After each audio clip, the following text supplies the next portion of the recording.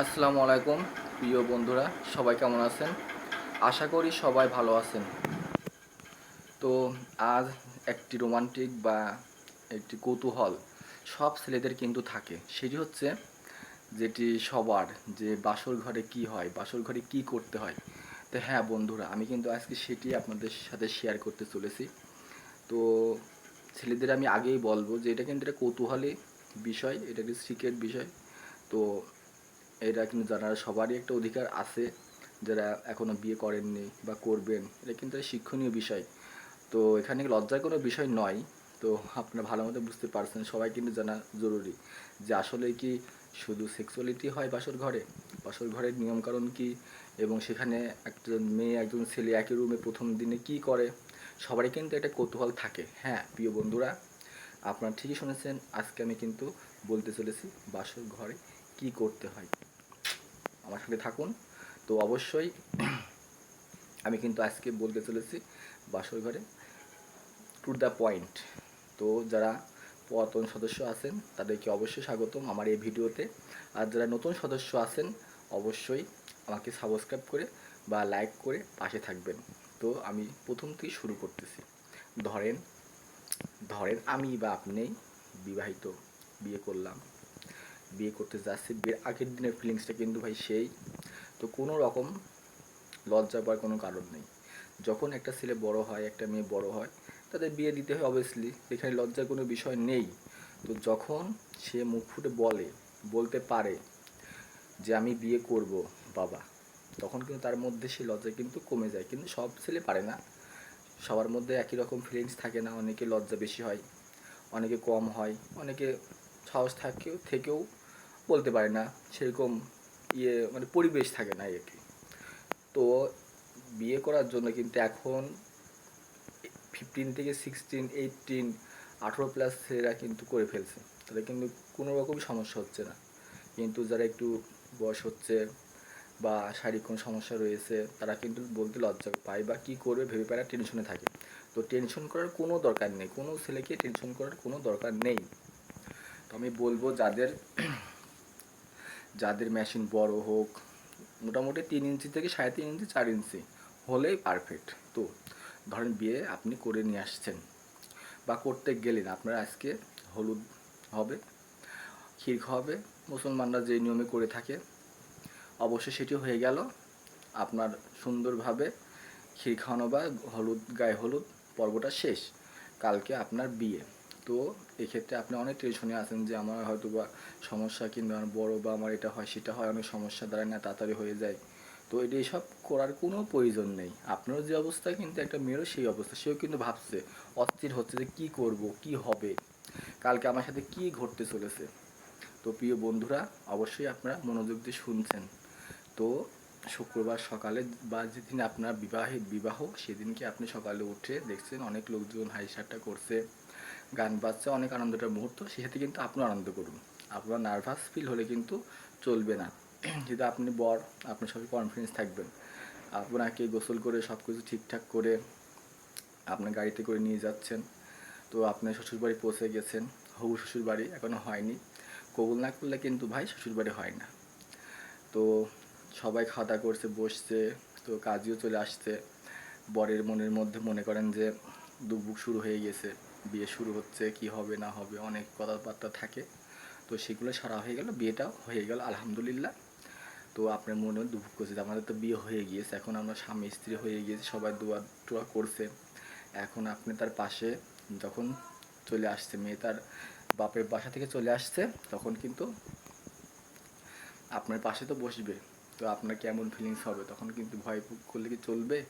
চলবে না। তখন কিন্তু আপনি কি করবেন, তার হাতটা ধরে আপনার সাথে কিন্তু হাতটা হাতে নেবেন। এতে কিন্তু কি হবে, আপনার মনের মধ্যে যে একটা নার্ভাস ফিল দিয়ে আসে, সেটা কিন্তু আস্তে আস্তে কাটতে শুরু করবে। তো কথা বলবেন, যে তার নামটা জিজ্ঞেস করবেন টুক করে, বা কিছু খাইছো কি না, কেমন আছেন, বা কী করছে, একটু গল্প করাই যায়। এখানে ছেলে হয়ে লজ্জা করার কোনো বিষয় নেই। আপনি একজন ছেলে মানুষ, আপনার কিন্তু একটু লজ্জা কম করতে হবে এবং কথা তো বলতে হবে, এবং আপনি তার হাতে ধরে হাতটা রাখতে পারেন, সমস্যা নাই। এটা কিন্তু আপনার ভিতরে কনফিডেন্সটা বাড়বে। এটা আমি কিন্তু বলে দিচ্ছি, আপনাদের যারা নতুন বিয়ে করছেন অবশ্যই এগুলো করবেন। যে গাড়িতে আপনারা কিন্তু আপনার বউয়ের হাতটি ধরবেন এবং তার সাথে কথা বলবেন, এতে কিন্তু আপনাদের সাহায্য হবে। তো চলে আসছেন বাসায়। বাসায় এসে আরও কিছু নিয়মকানুন থাকে।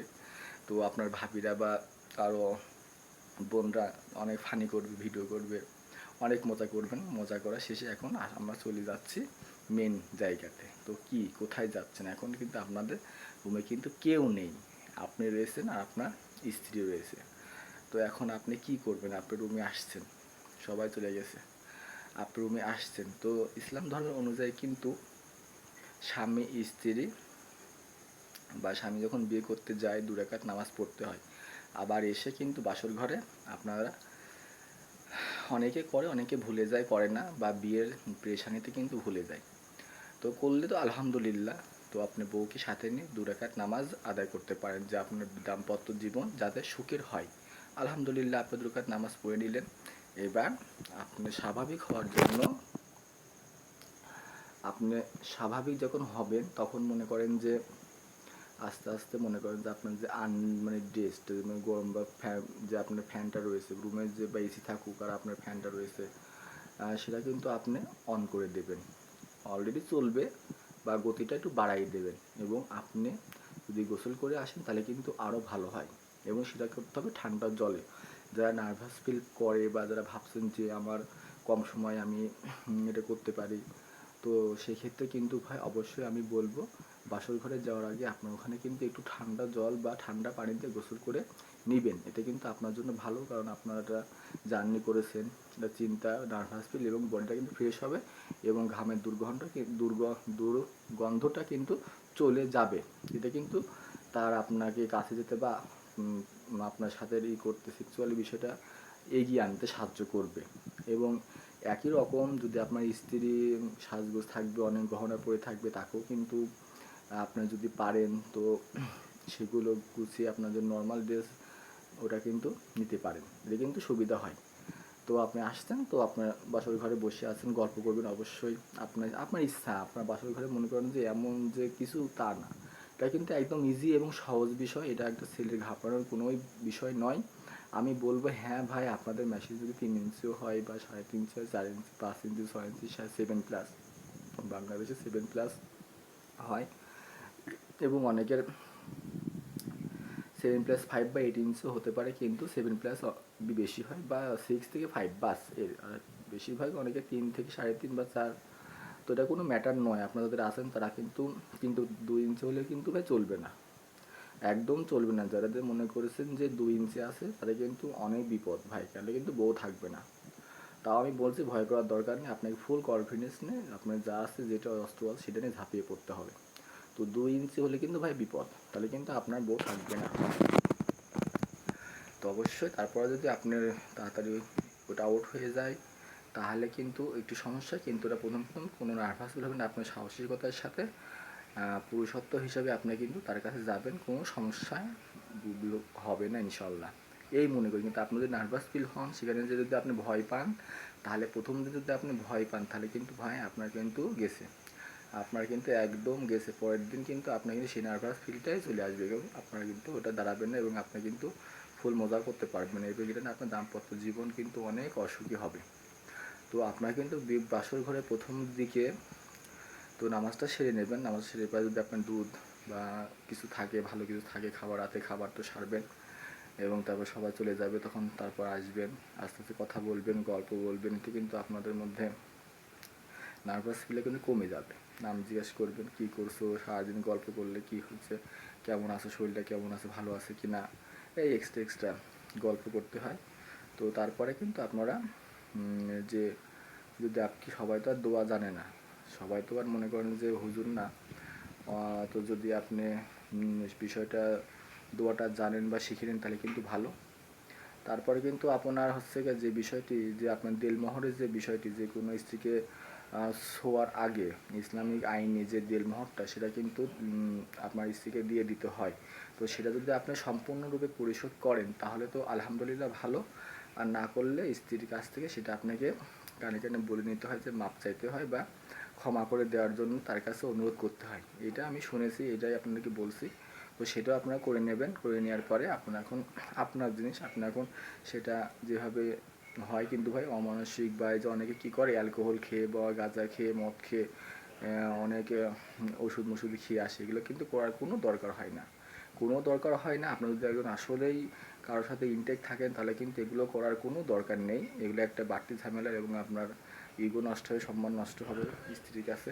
তো এগুলো করার কোনো প্রয়োজন নেই এবং এতে আপনার প্রথমেই স্ত্রী কষ্ট পাবে। তো স্বাভাবিক যেটা হয় সেটা আলহামদুলিল্লাহ বলে বিসমিল্লাহ বলে আপনি কথা বলবেন তার সাথে এবং নানান ধরনের প্রশ্ন করতে থাকবেন এবং তার হাতে হাত রাখবেন। তো আস্তে আস্তে এগোবেন। তো এই জাস্ট তারপরে তো এক্সট্রা যা হয় সবাই জানে। তো এই নিয়ে ভয় পর আমি বলবো কোনো বিষয় নয়, এটা একদম ইজিলি বিষয়। তবে এখানে অনেকটাই বলে দিয়েছি। বাসর ঘরে বাস এগুলোই হয় এবং তারপরে আপনার মনে করেন যে যারা আসলেই ভীত ছেলে তাদেরকে আর কী বলবো, তাদেরকে কিছু বলার নাই। তো তবে আপনারা যারা মনে করছেন যে না আমার একটু সমস্যা আছে, তো আমি বলবো ভাই বিয়ের 1 বছরের মধ্যেই যদি আপনি নিজেকে কাছে পৌঁছতে থাকেন যে আমার সমস্যা, তাহলে অবশ্যই আপনি ডক্টরের কাছে যাবেন। তাহলে আপনার ওইটা পরামর্শ অনুযায়ী চললে আলহামদুলিল্লাহ ভালো হয়ে যেতে পারে। আর যদি মনে করেন যে না যে আমি যার ভিডিও দেখছি তার সাথে আমি কন্ট্যাক্ট করব, তো আপনার কমেন্টে আপনার নাম্বারটা আমাকে দিয়ে দেবেন। আমি যথেষ্ট পরিমাণ আপনাকে সাজেশন করার চেষ্টা করব। আর আমাদেরকে আমার বড় ভাই হোমিও ডাক্তার এবং আমার আর এক বড় ভাই কবিরাজি, তিনি কিন্তু এইসব চিকিৎসা খুব সুন্দরভাবে দিয়ে থাকেন তো কুষ্টিয়াতে। তো যদি কারো কোনো সমস্যা থাকে তো অবশ্যই অবশ্যই কিন্তু আপনি আমার সাথে যোগাযোগ করতে পারেন, সেই বিষয়ে কোনো সন্দেহ নেই। বিয়ের কিন্তু সেটা বিয়ের আগে বা বিয়ের পরেও যদি কেউ সমস্যার মধ্যে পড়েন তবুও আমার সাথে মানে সেক্সুয়াল বিষয়গুলোতে আপনারা আমার সাথে যোগাযোগ করতে পারেন। এবং বাচ্চা না হওয়ার প্রতি যাদের বাচ্চা হচ্ছে না, যে বইয়ের 2 বছর 5 বছরও হয়ে গেছে কিন্তু বাচ্চা হচ্ছে না, তাদের জন্য চিকিৎসা রয়েছে। তো হ্যাঁ প্রিয় বন্ধুরা, তো বাসর ঘর নিয়ে এমন কনফিউশন থাকার কোনো দরকার নেই, কোনো চিন্তাভাবনা একদম নার্ভাস ভয় পাওয়ার কোনো দরকার নেই। একদম বিনা দ্বিধায় সাহসের সাথে আপনি বিয়ে করে চলে আসবেন এবং আল্লাহ আলহামদুলিল্লাহ আপনার বিবাহিত জীবন ভালো হবে। তো এই হচ্ছে কি কনফিউশন থাকে। তো সব পুরুষ তো সব রকম নয়। তো তারপরও আপনারা যারা বিবাহিত বিয়ে করতে যাচ্ছেন অবশ্যই আপনার শরীরের যত্ন নেবেন এবং প্রোটিন জাতীয় খাবার খাবেন বিয়ে করার আগে। যারা বিয়ে করতে যাচ্ছেন যে না আমি 1 বছরের মধ্যে বিবাহ করবো বা বাসায় বিয়ের কথা চলছে, তো আপনি যৌন উত্তেজনা বৃদ্ধি পায় এমন কিছু আপনি কিন্তু খাবার খাদ্য অভ্যাসে সেটেল করবেন এবং যে কাজগুলো করলে আপনার জনজীবন সুখের হয় আপনি সেই বিষয় নিয়ে কাজ করবেন বা সেগুলো খাবেন, একটু খেয়াল রাখবেন। আর প্রতিনিয়ত সঠিক সময়ে ঘুম দেওয়ার চেষ্টা করবেন। এই তো। আর আপনার বিবাহিত পর যে সুন্দর জীবনযাপন করবেন, আপনার বউর সাথে ভালো ব্যবহার করুন, আদর করুন, বাস। এই তো আর কি, মানুষ আর কি চাই, এই তো শেষ। তো ভয় পাওয়ার কোনো কারণ নেই। তো আমি যে এই কথাগুলো বলেছি, তো যদি ভুল হয়ে থাকে তো মানুষ তো ভুল করে থাকে, তো ক্ষমা দৃষ্টিতে দেখবেন। তো সবাইকে আজ সালাম জানিয়ে আমার ভিডিও শেষ করছি। আসসালামু আলাইকুম।